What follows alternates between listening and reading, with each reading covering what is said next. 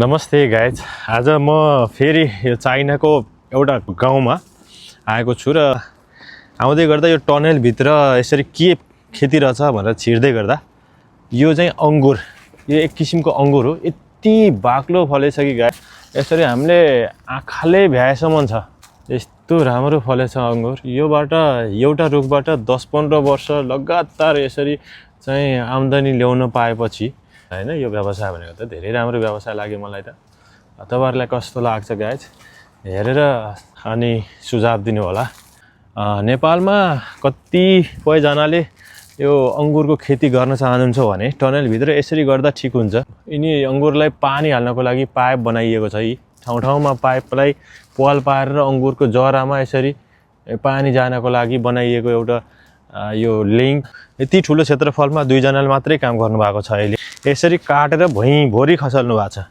यो किन खसाल्नु भएको रहेछ भन्दाखेरि यसको दाना चाहिँ यो अहिले चाहिँ छाट्नु भएको छ, पुरै छाट्नु भएको छ। यो छाटेर यो पातलो पातलो बनाउनु भएको छ। किन भन्दाखेरि यो बढ्न पाउँदैन, अलि ठुलो दाना हुँदैन, राम्रो हुँदैन भनेर यसरी पुरा दाना कैँचीले काटेर खसाल्नु भएको छ। 这个已经个应该是多少斤？ 这床到时候长下来3斤多。 3斤 यो एउटा झोपा मात्रै रेडी भयो भने 1.5 केजी सम्मको झोपा एउटा झोपा मात्रै 1 केजी 1.5 केजी को हुन्छ भन्नुहुन्छ। 已经买的时候多少钱这个东西？16-17 रुपैयाँमा आधा केजी आउँदो रहेछ। 18 रुपैयाँ जतिमा आउँछ रे यो पाकिसके पछाडी। 7分चाहिँ收是吧？ 7分就收。 7औं महिनामा यो जुलाईमा चाहिँ यो टिप्नी हुन्छ भन्नुहुन्छ। 每天打是吧？每天打水。每天一天一只吗？一天打一只吗？一天打一次。晚上打。晚上打。而是早上打。这个树是大概几年可以用？这个树。再成几年？对。或几年可以用了。对。10年。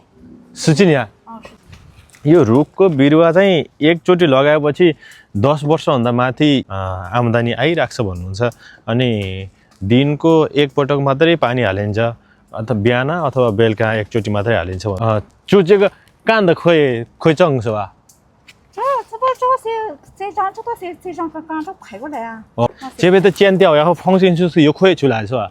到时候这个起到着紧。着紧，到时候这到长芽。对，这边的是吧？它一长芽上去，它就起果。然后放那个土里面。然后倒水是吧？谢谢。यो अंगुर एक किसिमको यस्तो अंगुर र यसरी यो डाँठ चाहिँ